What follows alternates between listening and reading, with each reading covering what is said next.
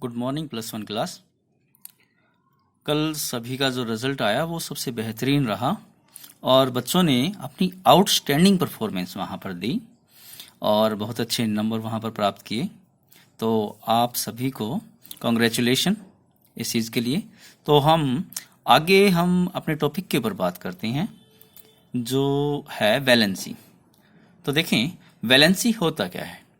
Valency के ऊपर हम बात करें तो यह किसी भी एलिमेंट या एटम की कंबाइन होने की कैपेसिटी होती है कि वह कितने बॉन्ड बना सकता है, या फिर हम कहें कि it is the number of it is defined as the equal to the number of hydrogen atom attach to the atom, या फिर it is equal to the double of the number of oxygen atom.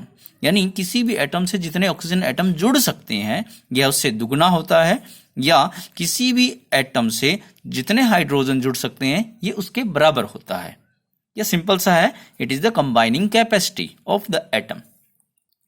आगे हम बात करते हैं variation of valency in the period. हम period में left to right जाते हैं तो वैलेंसी कैसे, जैसे हम पीरियड में लेफ्ट से राइट जा रहे हैं तो पहले वैलेंसी बढ़ेगी फिर घटेगी, क्योंकि वैलेंस इलेक्ट्रॉनों की संख्या वहां पर बढ़ रही है। तो जैसे इसमें देखें लिथियम की वैलेंसी 1 हो गया, बेरिलियम की 2, बोरोन की 3, कार्बन की 4। अब नाइट्रोजन की वैलेंसी जो होती है वो 3 हो जाती है, क्योंकि यहां पर जो इलेक्ट्रॉन पेयरिंग होने लग गई है। तो नाइट्रोजन के p ऑर्बिटल के 3 इलेक्ट्रॉन बॉन्डिंग में हिस्सा लेंगे। ऑक्सीजन की वैलेंसी 2 हो गई है, वजह है p ऑर्बिटल के अंदर 2 सिंगल इलेक्ट्रॉन है और एक पेयरिंग हो जाता है। फ्लोरीन के अंदर वैलेंसी 1 है, क्योंकि p ऑर्बिटल जो अंतिम है उसमें एक ही अनपेड इलेक्ट्रॉन मिलेगा, और नियोन की वैलेंसी 0 होती है, क्योंकि यहां पर कोई भी अनपेड इलेक्ट्रॉन नहीं मिलेगा। इसी प्रकार यहां सोडियम से आर्गन, ये हमारा ऑर्डर चलता है। मगर यहां पर देखिए फॉस्फोरस 3 की जगह 5 वैलेंसी भी रखता है साथ में, और सल्फर 2 के साथ साथ यहां पर 4 वैलेंसी भी दिखाता है और 6 भी दिखाता है। और क्लोरीन यहां पर 1 से लेकर यहां पर 7 तक वैलेंसी हमारे पास दिखा सकता है। आगे हम बात करते हैं variation of valency in the group में हम बात करें तो on going down the group जो वैलेंसी सेम लगभग सेम रहती है हमारे पास में। मगर जैसे कि इलेक्ट्रॉन अगर एक्साइटेड स्टेट में जाते हैं डी ऑर्बिटल की वजह से तो वैलेंसी थोड़ी इंक्रीज करती है, जैसे कि हमने नाइट्रोजन और फास्फोरस में बात किया था। नाइट्रोजन की वैलेंसी 3 थी, फास्फोरस की 3 और 5 थी, ऑक्सीजन की वैलेंसी 2 थी, सल्फर की वैलेंसी 2, 4 और 6 थी। डाउन द ग्रुप जाएंगे तो एक्साइटेड में इलेक्ट्रॉन जाने से वैलेंसी का इंक्रीजिंग होता है। वैसे हमने सिंपल से यहां पर इनकी बात करनी है। यहां पर आगे हम बात करते हैं आयनाइजेशन एंथैल्पी क्या होता है। तो आयनाइजेशन एंथैल्पी वो एनर्जी होती है जो सबसे बाहरी इलेक्ट्रॉन को निकालने में यूज होती है जब एटम आइसोलेटेड गैसियस स्टेट में होता है। तो it is the minimum amount of energy require to remove the outermost loosely bounded electron from an isolated gaseous neutral atom. इसकी जो यूनिट होती है इसे आयनाइजेशन पोटेंशियल भी कहा जाता है। तो इसकी जो यूनिट होती है वो इलेक्ट्रॉन वोल्ट होता है। अब यहां पर इलेक्ट्रॉन वोल्ट हो गया पोटेंशियल डिफरेंस, इलेक्ट्रॉन हो गया चार्ज इंटू पोटेंशियल डिफरेंस वो होता है वर्क। तो मतलब वर्क की यूनिट होती है जूल। 1 इलेक्ट्रॉन वोल्ट जो होता है 1.6 इंटू 10⁻⁻19 जूल्स के बराबर होता है। आगे हम बात करते हैं हमारे पास की factor affecting the ionization enthalpy. Ionization enthalpy को क्या क्या चीजें प्रभावित करेगी, जैसे कि हम बात करें एटॉमिक साइज। जिस एटम का साइज जितना बड़ा होगा उसका सबसे बाहरी इलेक्ट्रॉन उसके न्यूक्लियस से उतना ज्यादा दूर होगा। जितना ज्यादा उससे सबसे बाहरी इलेक्ट्रॉन दूर होगा उसकी वजह से न्यूक्लियस और बाहरी इलेक्ट्रॉन के बीच में अट्रैक्शन कम होगा, इसलिए इलेक्ट्रॉन को निकालना वहां से आसान होगा। दूसरा हम बात करते हैं न्यूक्लियर चार्ज। अब सेंटर पे जितना ज्यादा न्यूक्लियर चार्ज होगा बाहरी इलेक्ट्रॉन को अट्रैक्ट करना उतना ज्यादा मजबूत होगा, जिसकी वजह से बाहरी इलेक्ट्रॉन को निकालना क्या होगा, मुश्किल होगा। तो मतलब ज्यादा न्यूक्लियर चार्ज होगा तो आयनेशन एनर्जी क्या होगी, ज्यादा होगी। आगे हम बात करते हैं शील्डिंग इफेक्ट। शील्डिंग इफेक्ट में हम बात करें तो जब न्यूक्लियस बाहरी इलेक्ट्रॉन को अट्रैक्ट करता है तो बीच वाली सेल के जो इलेक्ट्रॉन होते हैं वो न्यूक्लियस के आगे अड़ जाते हैं, जिसकी वजह से जो न्यूक्लियस का प्रभाव बाहरी इलेक्ट्रॉन पर कम हो जाता है। मतलब शील्डिंग इफेक्ट जितना ज्यादा होगा, न्यूक्लियस का इफेक्ट बाहरी इलेक्ट्रॉन पर उतना कम होगा। अब न्यूक्लियस का इफेक्ट बाहरी इलेक्ट्रॉन पर जितना कम होगा, उसकी वजह से अट्रैक्शन कम होगा, और अट्रैक्शन अगर कम होगा तो उसकी वजह से इलेक्ट्रॉन को निकालना आसान होगा। तो मतलब greater is the shielding effect, जिसकी वजह से क्या होगा, जो हमारे पास ionization energy will be less. आगे हम बात करते हैं इलेक्ट्रॉनिक कॉन्फ़िगरेशन। इलेक्ट्रॉनिक कॉन्फ़िगरेशन के ऊपर हम बात करें तो ऐसे एटम जो हाफ फील्ड या फुल्ली फील्ड इलेक्ट्रॉनिक कॉन्फ़िगरेशन बनाते हैं, उनमें उनकी आयनाइजेशन एनर्जी ज्यादा होगी, क्योंकि प्रत्येक एटम अपने आप को स्टेबल बनाना चाहता है। हाफ फील्ड और फुल्ली फील्ड क्या होता है, स्टेबल स्टेट होते हैं। इसकी वजह से यहां पर इनकी आयनाइजेशन एनर्जी ज्यादा होगी।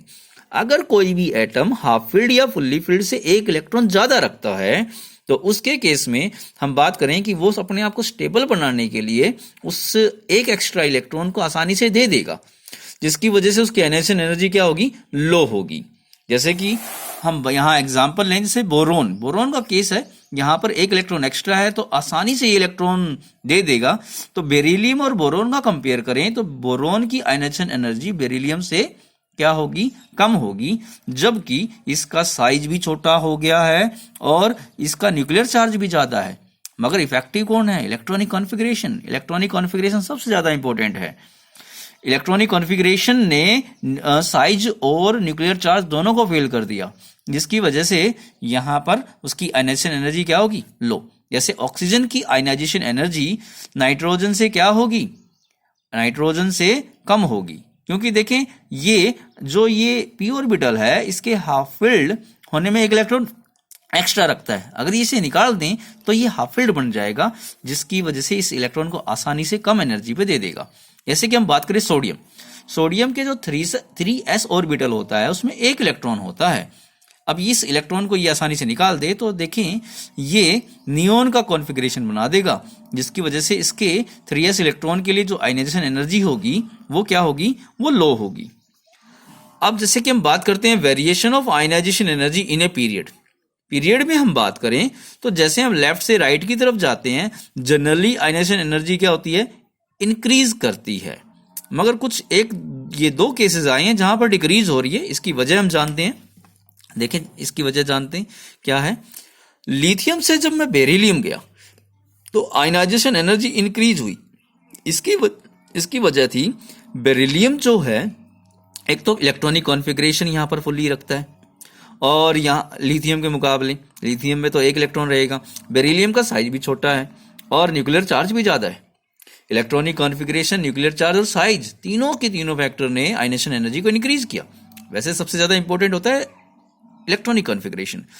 अब जैसे कि हम बेरिलियम से बोरोन गए, बेरिलियम से जब बोरोन में गए तो बोरोन का कॉन्फ़िगरेशन हमने देखा था। देखो यहां पर बोरोन के कॉन्फ़िगरेशन में एक इलेक्ट्रॉन 2s2 से फालतू है, मतलब फुल्ली फील्ड से फालतू है। और बेरिलियम को अगर मैं इसको हटाकर देखूं तो ये पहले फुल्ली फील्ड है। तो मतलब बोरोन क्या चाहेगा, एक इलेक्ट्रॉन को निकाल कर अपने आप को स्टेबल बनाना चाहेगा, तो आसानी से निकाल देगा इलेक्ट्रॉन को, तो आयनाइजेशन एनर्जी क्या होगी, लो होगी।